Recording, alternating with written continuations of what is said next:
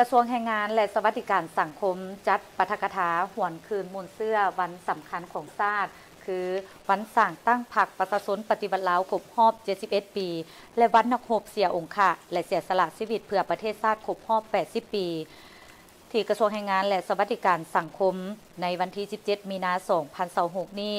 ได้จัดปาฐกถาวันสำคัญของชาติก็คือวันสร้างตั้งพรรคประชาชนปฏิบัติลาวครบรอบ 71 ปี แต่วันที่22 มีนาปี 1955 ถึง22 มีนา2026 และวันนักรบเสียองค์ค่ะและเสียสละชีวิตเพื่อประเทศชาติครบรอบ 80 ปี คือแต่วันที่21 มีนาปี 1946 ถึง21 มีนา2026 โดยการปาฐกถาของสหายโพไซไซญสอนเลขาคณะพรรครัฐมนตรีกระทรวงแรงงานและสวัสดิการสังคมมีบรรดาสหายคณะพรรคภาคฐานคณะหน่วยพรรคบรรดากรมสถาบันพัฒนาฝีมือแรงงานและโครงการเก็บกู้ระเบิดแห่งชาติพร้อมโดยสมาชิกพรรคและพนักงานรัฐกรเข้าร่วมการปาฐกถาครั้งนี้เป็นการศึกษาอบรมการเมืองแนวคิดเฮ็ดให้สมาชิกพรรคพนักงานรัฐกรได้รับรู้และเข้าใจอย่างลึกซึ้ง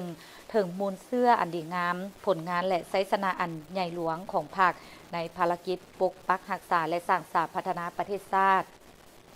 พร้อมทั้งเป็นการระลึกถึงคุณงามความดีและความเสียสละอันสูงส่งของบรรดานักรบปฏิบัติที่ได้อุทิศชีวิตเลือดเนื้อเข้าในภารกิจปลดปล่อยชาติโดยสหายโพไซไซญสอนได้ยกให้เห็นขบวนการปฏิบัติแห่งการกำเนิด71 ปีแห่งการซี่นำนำพาของพรรคประชาชนปฏิบัติลาวในระยะที่ผ่านมาเสริมขยายมูลเสื้อธาตุแท้ของพรรคประชาชนปฏิบัติลาวพรรคเฮามีความจงรักภักดีและยึดมั่นในแนวคิดทฤษฎีมาร์กเลนินแนวคิดไก่สนพรหมวิหารก็คือจุดหมายสังคมนิยมอย่างนักแน่นยึดมั่นปฏิบัติอย่างถูกต้องบรรดาลการพื้นฐานด้านการจัดตั้ง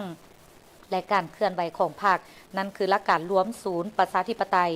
เวลาใดก็ถือสำคัญการเสริมขยายความสามัคคีเป็นเอกภาพ